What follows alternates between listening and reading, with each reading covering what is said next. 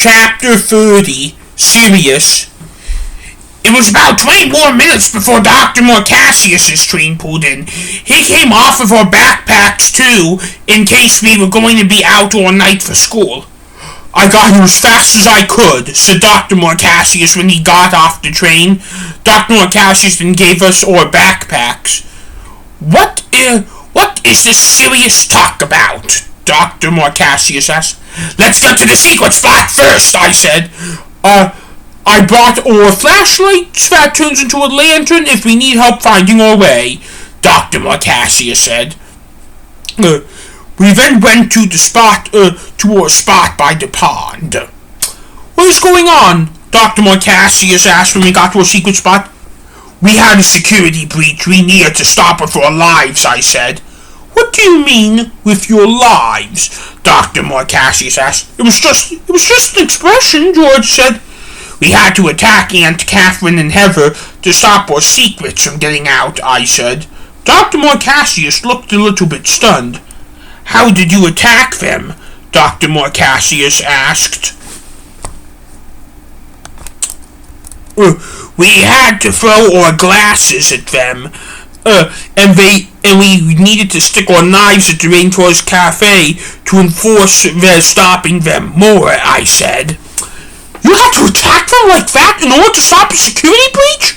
Dr. Morcassius said. It was that, or we would have been polygraphed into telling the truth, said George. And you also said, at all costs. Okay, I understand. Is there something specific for us to do now, I asked? No, Dr. Morcassius answered. Should we stay here, George asked. We'll see. I may have to move up to the space heater at Conservatory Central Park Drive Green Line Station. Dr. Morcassius answered. Can you stay here now? Yeah, it is just chilly, Dr. Morcassius answered. Question, did you pay attention if you saw any emergency personnel as you were passing by Grand Station on the Red Line train on your way to Robbinsog, I asked. No, I never pay attention to that, Dr. Morcassius answered. Oh, okay, I said. Why do you ask, Dr. Morcassius asked. Because I'm sure emergency personnel needed to get there, or not because they were gushing blood, I answered. Aunt Catherine and Heather? Dr. Morcassius asked. Yep, I answered. Now I am really interested in what happened, Dr. Morcassius said. So what would you like to know? I asked. What were they trying to do to you? Dr. Morcassius asked. They were asking me at dinner to spill the beans about the return and trying to save Mom's life, I answered. They actually knew what was going on? Dr. Morcassius asked for flight. No, they were trying to get us to confess. I see, said Dr. Morcassius. The whole situation was uncomfortable and I broke down crying in the restroom at the Rainforest Cafe, said George. Oh, I am so sorry I was missing, said Dr. Morcassius. Would you have thrown a glass, I asked. You know what, I would have if it meant we were protecting the return, Dr. Morcassius answered. Would that have been your first option? I asked. Yeah, he tried talking to them first. Yoo-hoo, Dr. Morcassius, said Dr. Morcassius swinging his cane around. Oh yeah, I forgot about that. What were you planning on doing with it? I asked. I can just point it at someone and they will consider it a threat. Dr. Morcassius answered. I see, I answered. Can I ask you a question, George asked? You need to stop asking me that because at meetings you may ask as many as you like, Dr. Morcassius answered. What were Mom and George doing in Robbinsog? What were Mom and Dad doing in Robbinsog when you picked them up? When you had to go there to pick up our backpacks? I don't know exactly. I just heard noises from the bedroom, so I assumed they were in there. They didn't realize that I was in Robbinsog for a few minutes, Dr. Morcassius answered. I nodded because I knew what Mom and Dad knew I knew what Mom and Dad were up to. Just then Dr. Morcassius' phone went off. Hello? Dr. Morcassius asked into his phone. Pause. At the secret spot? Pause. Seriously? Oh shit, bye! Dr. Morcassius' phone, then hung up the phone. I just got a phone call from Mom and Dad. They said we were leaving Robbinsog now to try and find to see what the secret spot, said Dr. Morcassius. What should we do? George asked. Shit, they know? I asked. Boys, we're going to go to school now. After school, we will return to Robbinsog, said Dr. Morcassius. It is cold outside. We usually sleep. I think the Georgia schools vestibules around Chicago always stay open. Start there, said Dr. Morcassius. Okay, I said. We then went to Conservatory Central Park Drive Green Line station. It wasn't 2 minutes until the next Green Line train heading toward Ashland and 63rd pulled in for us to board. So, how was your conversation with Hannah? I asked as we were leaving Conservatory/Central Park Drive station. Great, we just talked about things in her house because of how cold it is outside of it, said Dr. Morcassius. Now, switching the subject to something important, do you want me to limit phone usage between now and after school tomorrow? No, because we are going to Robbinsog first thing after school, Dr. Morcassius answered. Okay, I said. It was about 5 minutes until we arrived at Ashland Station, which meant it was my time to get off the transit to the Pink Line and take it one stop toward 54th and Cermak and get off at Polk. Bye, Dr. Morcassius. Bye, George, I said as I was leaving. Bye, Dr. Morcassius said back. Bye, George said back.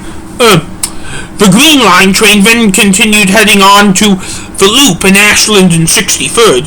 Unfortunately, when I got there, the Pink Line train heading toward 54th and Cermak, and I wasn't able to switch directions and get to the other platform in time, so it was about 10 minutes before I got on one. I was concerned the whole time I was waiting that my parents were going to find me. Thankfully, they didn't, on the train or when I got to Polk Station. I walked over to the school in the vestibule. There are public restrooms which are open 24/7 to the public, and there was a bench in the vestibule, so that is where I chose to lie down. First I go to the restroom, then I begin to sew in. The doors to the actual school are closed and locked, but they have windows in them that look into a grand atrium of the school, which has a giant window in the back of it that overlooks the Chicago skyline. That is going to be pleasant to wake up to in the morning. I start playing on my phone and get off, and then it goes off. It is Dr. Morcassius. Hello? I asked into the phone. Sam? Dr. Morcassius answered the phone. I made it to Polk Street okay. I made it to Polk okay. Did you make it to Kimball okay? I did. Listen, I took a little detour, and instead of me transferring to the Brown Line Clorkin Lake, I transferred to the Red Line Staten Lake and rode it up to the Brown Line and transferred to Belmont, specifically so I could pass Grand. I think if Aunt Catherine and Heather were injured, they would have been at the hospital for a long time by now. I should have thought of that earlier, but didn't until the Red Line train was beyond the subway. But no, I didn't see anything. Do you know if George made it to Oak Park okay? He did. I called him. Have you heard from Mom and Dad yet? No, nor do I want to. Okay. Do you feel warm? Dr. Morcassius asked through the phone. Oh yeah, I said through the phone. May I ask, where are you sleeping? The vestibule is open 24/7. I am sleeping in the vestibule. It is super warm. You? The McDonald's on Kimball is open 24/7. I just took a booth and laid myself down. Where is George sleeping? He found an office building in Oak Park he is sleeping in. Did he say if it was close to the school? Just the other side of I-290. Oh, I'm glad we were able to get to be safe sleeping tonight. Me too. Good night, Dr. Morcassius, I said through the phone. Good night, Sam, said Dr. Morcassius through the phone. I then hung up. I played on my phone for about 2 more hours and then it died. After that, I fell asleep. I woke up when the sun was beginning to rise, and the first thing I did was take a look through the windows at the Chicago skyline. It looked beautiful at this hour. I then walked around the vestibule to wake everything up, and then I went to the restroom and grabbed some water and felt alive. It was about another half hour until the doors unlocked, and I entered and I began my day. The main struggles of the day were people were asking me why I was in the same clothes under my cloak from yesterday, and the fact I had no lunch, so I was pretty hungry during my afternoon classes. However, even with me sleeping on the horrid bench, I didn't feel tired at all the whole day at school. Well, when the day was over, it was snowing, and I walked to the post station, and then it was a 3-minute walk to the next Pink Line train to the loop, and then the heating system on the train was shot. However, I made to Adams Wabash just fine. When I entered Robbinsog, usually the first thing I do is take off my cloak, but not this time. I was preparing a bowl of peanuts for a snack when I entered, and then I began to eat them. This is new. I haven't walked in on you where you haven't taken your cloak off, said Dr. Morcassius. I know, I am just hungry. I forgot about lunches. That was probably a flaw in the plan. Yep. It was a few more minutes before George entered. How was your night? Dr. Morcassius asked George when he entered Robbinsog. I got no sleep. However, because I have autism, I can't get any now because it is going to throw everything off, said George. Just then the door to Robbinsog kicked open. All right, nobody move, said our mom. We were too startled to move, so we did abide by that. Put your hands up, said our mom. We put our hands up. Get on the couch now, said our mom. We did just that. Then Mom got out and dialed her phone. Morgan, they're here, said our mom back into her phone. Pause. Yep, it was a good thing you went to work an hour earlier. Pause. Are you at 35th and Orchard? Pause.